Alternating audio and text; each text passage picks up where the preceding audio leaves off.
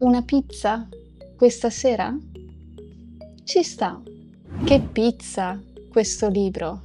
Queste frasi sono un po' strane, vero? Hai mai sentito queste espressioni? Sono delle frasi colloquiali che sono molto molto usate dagli italiani. Ciao, sono Maria e sono un'insegnante di italiano per stranieri. Oggi ti insegno 10 espressioni che sono molto usate dagli italiani, ma che raramente trovi nei libri di grammatica.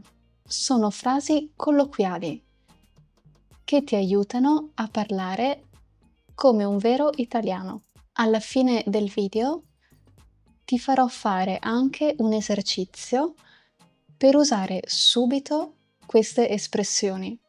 Ma prima di iniziare, vuoi andare in vacanza in Italia e conoscere le frasi e le parole essenziali prima di viaggiare?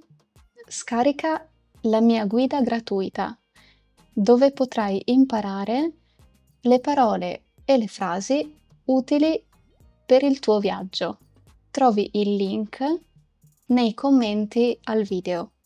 Inoltre, non dimenticarti di iscriverti al mio canale se vuoi vedere altri video come questo. Ma ora iniziamo! La prima frase che voglio insegnarti oggi è che pizza. Il significato di questa espressione è che noia, che seccatura. Questa frase non ha niente a che vedere con la pizza da mangiare, anche se forse lo hai pensato.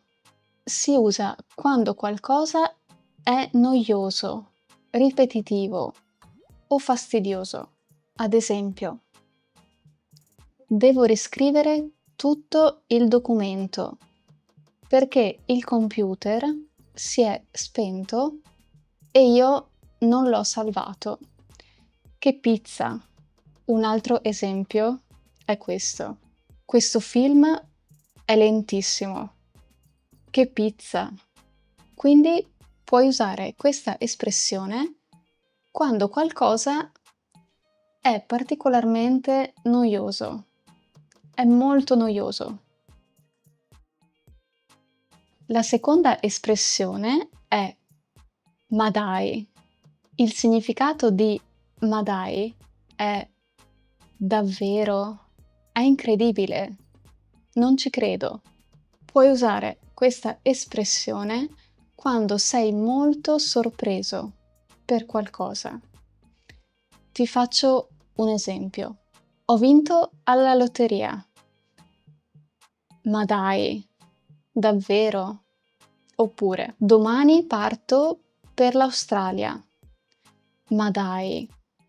Questa espressione però si può usare anche quando siamo contrariati per qualcosa, quando qualcuno ci dice qualcosa e noi non siamo d'accordo, oppure quando siamo sorpresi per qualcosa, ma in modo negativo.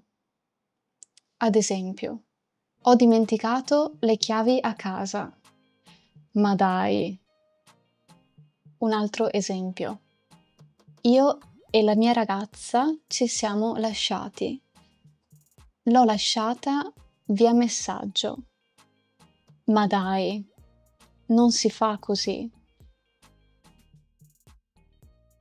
La prossima espressione che voglio insegnarti è ci sta. Il significato di ci sta è va bene, questo è giusto, ha senso, va bene. Questa espressione si può usare in due modi. Si può usare per accettare la proposta di qualcuno oppure per dire che una cosa va bene, ci sta in quella situazione. Ad esempio, ti va una pizza stasera? Sì, dai, ci sta.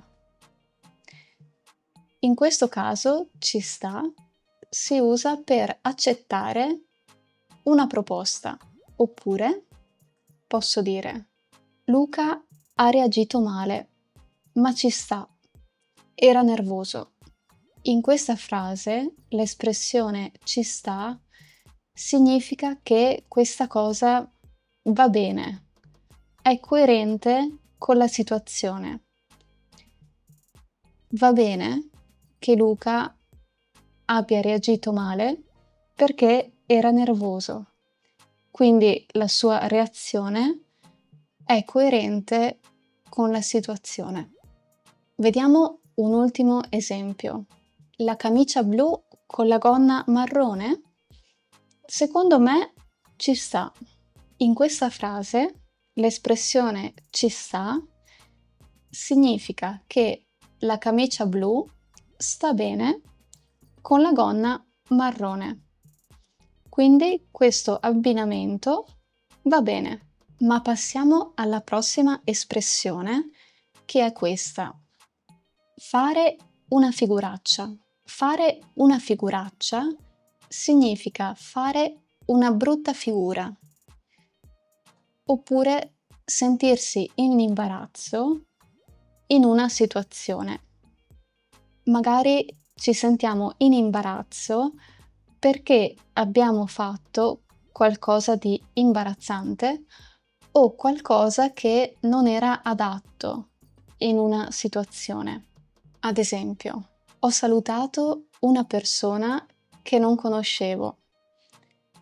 Pensavo che fosse Matteo, ma non era lui. Che figuraccia! Oppure, ho detto buon Natale invece di buona giornata, ma siamo a marzo. Che figuraccia!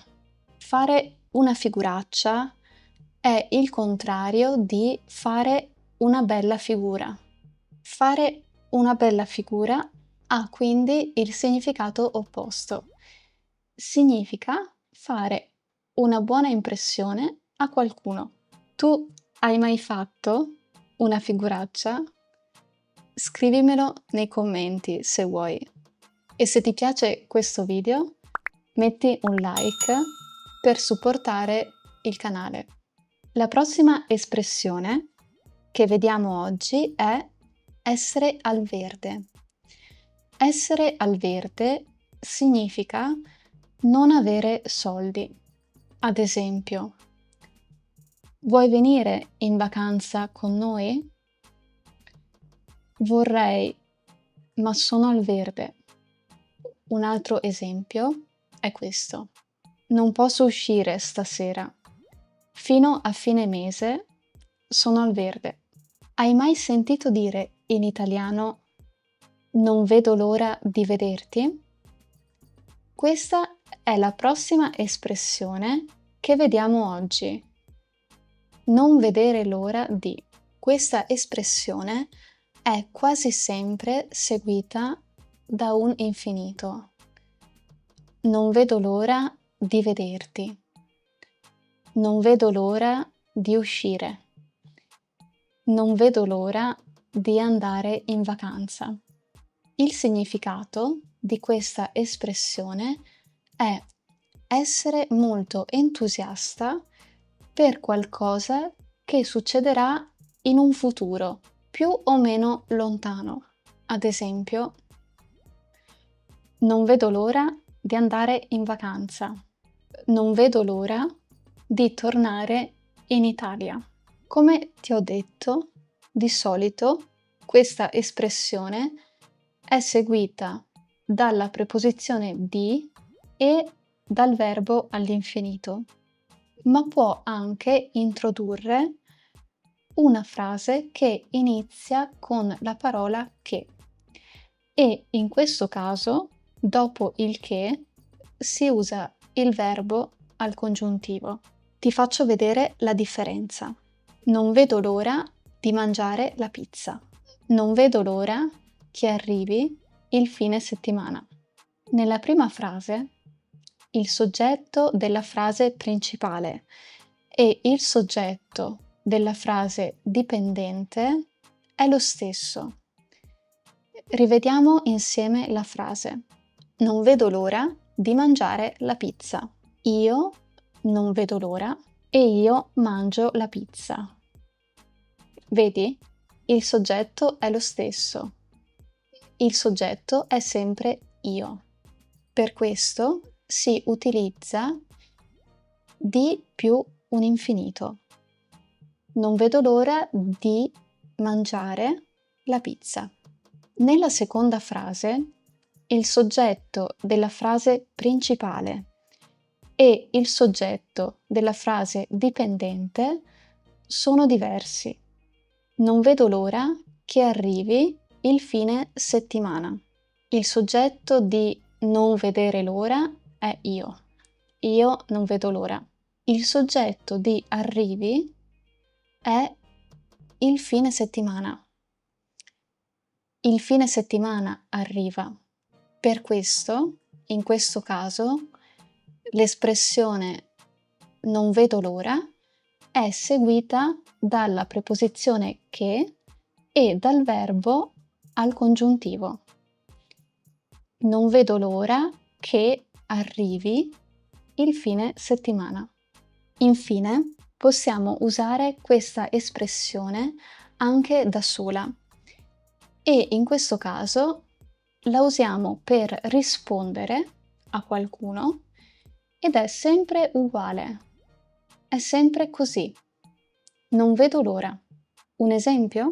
Il nostro volo parte domani alle 8. Sei pronta per partire? Non vedo l'ora. Quando è usata da sola, questa espressione esprime entusiasmo per quello che l'altra persona ci sta dicendo. La prossima espressione che vediamo insieme è in bocca al lupo. In bocca al lupo significa buona fortuna.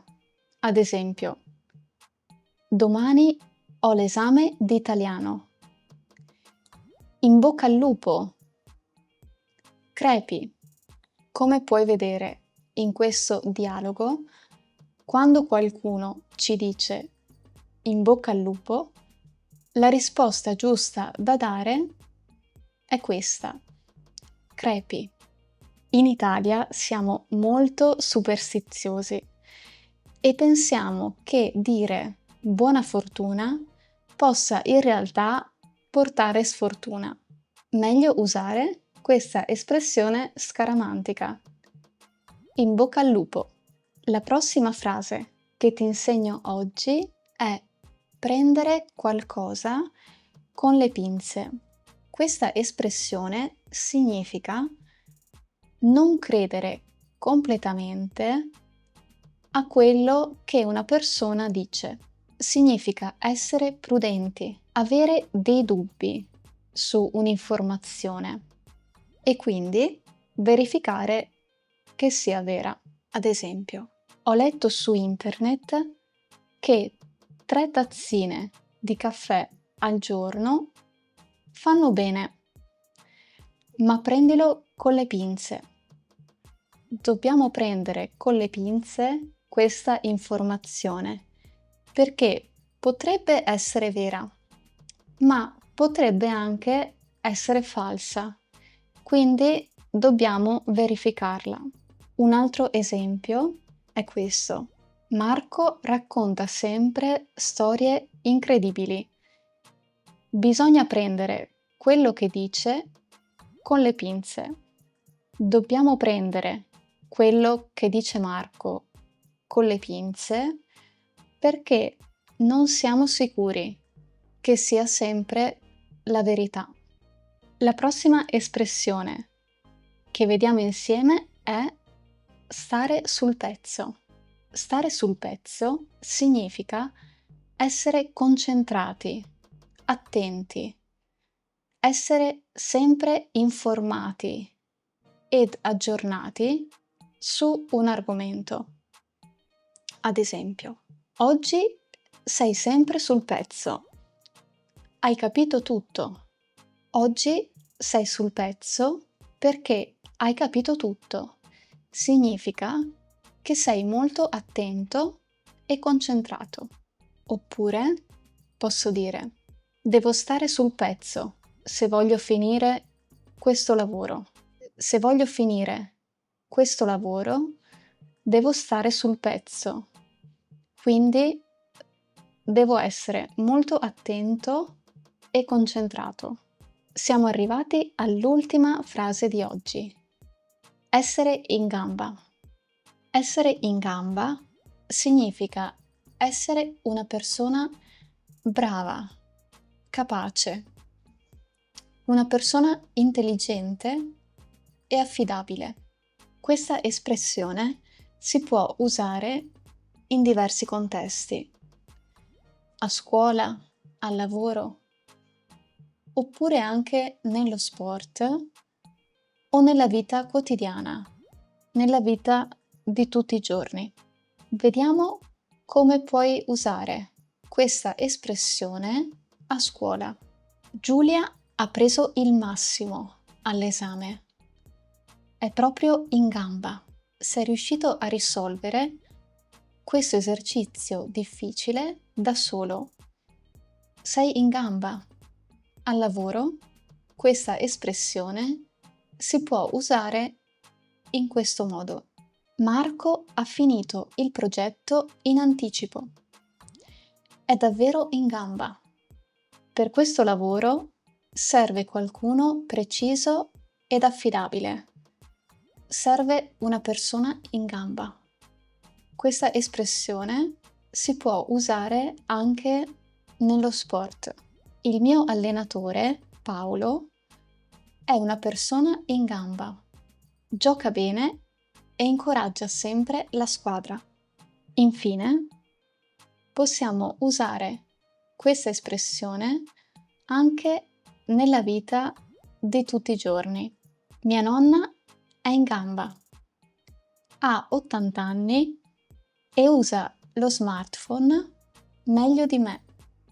In tutti questi casi, essere in gamba significa essere una persona brava, capace, una persona affidabile e intelligente. È un complimento sincero e molto comune in Italia. Oggi abbiamo visto 10 espressioni che sono molto usate in Italia, soprattutto nel linguaggio colloquiale.